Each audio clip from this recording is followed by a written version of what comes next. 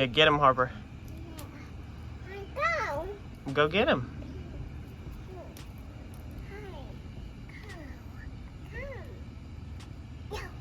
Harper, put your thing down and then you can get him.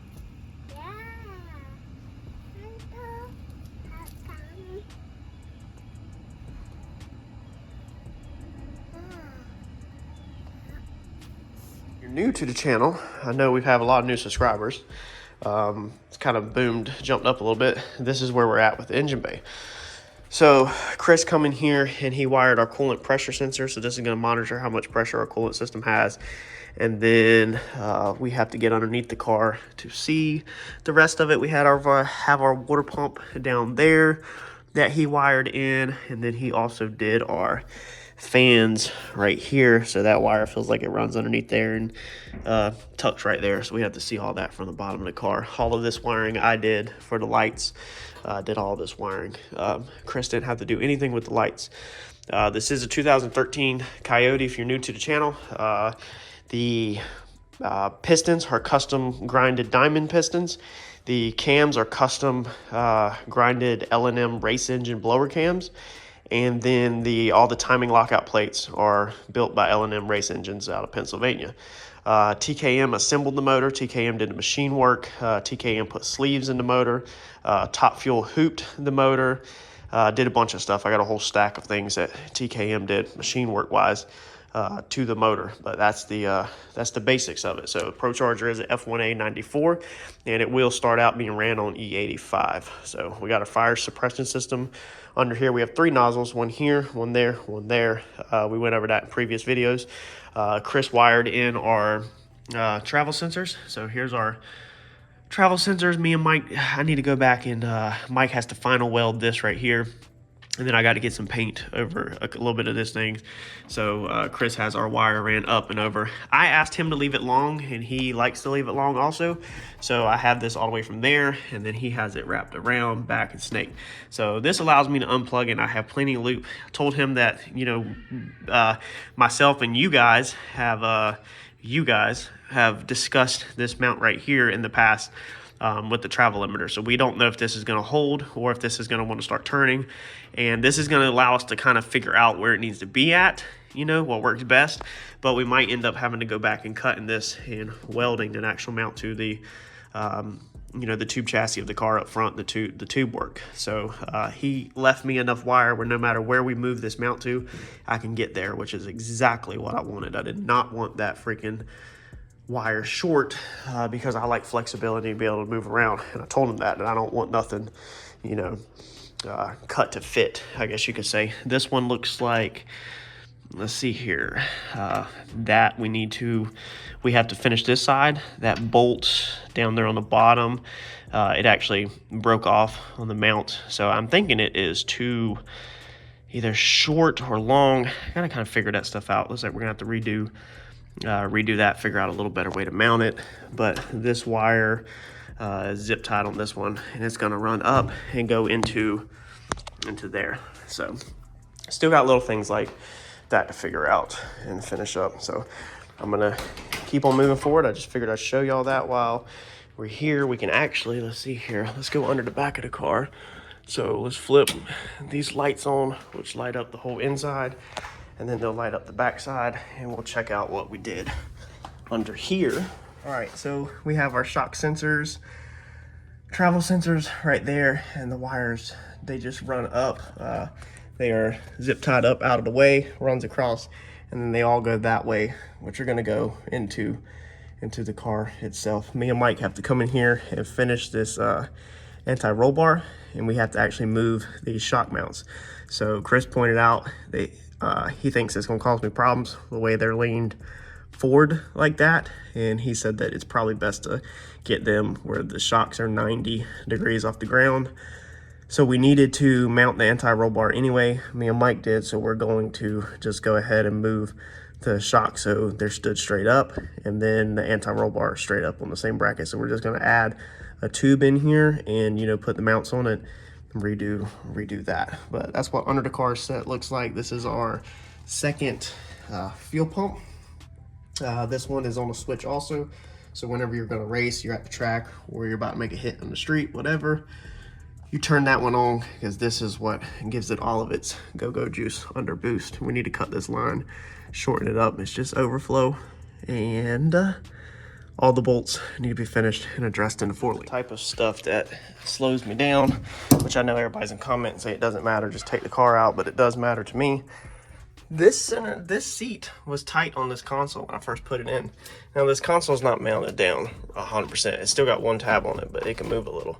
However, it is stupid tight against this bar, and my back holes are not even lining up no more. So I don't know what has happened. I've got the front 2 bolts in. I'm guessing when I built all of that stuff under there to mount the ECU, that it kind of sucked it together or shifted it or something, because this thing is super just crooked and just wrong, all around wrong, like it's not supposed to be. I mean, this bar is inside the seat, as you can see, and that's definitely not how it was. So I'm gonna take all this apart and figure out what has moved over the past 6 months, because I don't think this passenger seat has been in probably 6 months since we've been doing all this. Like, we've had a driver's seat in 1 or 2 times, but not a passenger seat. So I guess we are going to figure out what our issue is here. I was undoing the Holly. I think these are your drivers, your coil drivers. Chris mounted them on the floor like that, both of them, and that's perfect. It works fine, but I'd rather have them more like maybe up here on nutserts. But I respect that he did not drill holes in my center console, because of course that's kind of a big deal to just take it upon yourself to drill holes in somebody's center console, put nutserts and mount something on there. So you're better to put it on the floor, and I think that was an excellent call on his part. You know, as somebody calling the shots and doing an install. But it's little touches like that, and I'm just going back and changing, and I just kind of want them more up here and on nutserts where they're easily unboltable in case one goes bad. So that's what kind of started this. I was moving this, and I said, well, let's sit the seat in here so we can find out where to mount the next one, because I was gonna mount the next one back here, but I see now that technically this seat is supposed to touch that, so they might have to go back on the floor. But if they do, he had rivets in them, which is perfectly fine, but I'm gonna, you know, I have the nutsert gun, so I would nutsert them so that they can just come right out with an Allen head. So I gotta figure out what the issue is with this now. But, like, you know, our regulator clears, it's easy to get to, because we haven't really put this passenger seat in, like I said, in like 6 months. So let's figure out this issue. All right, so we got that figured out. So got a bolt hole there, bolt in there, and our holes right there lined back up. And as you can see, the seat is on the inside of the bar and not sitting against it like it was a second ago. So what was our issue? Well, our issue was that I'm a dum-dum, okay? So I tried to take the passenger seat's been put up there on a shelf on storage. I tried to take the driver's seat and put it on the passenger side. So just brain fart moment for a second. And of course, they're custom drilled left to right, and they have a little bit of offset to them. So that's the reason why it was bad, because my first thoughts were, I try to undo the outer bolt, and I said, well, we'll just get the 2 inners and see if it sits right then, like see if we can figure out which bracket moved left or right. And then the spread front to back was wrong. And I was like, there's no way this is the right seat, because the spread is drilled in one solid piece of metal. It can't move. This, you know, the brackets could move left to right, but not the spread of the holes in a stick of metal can't move.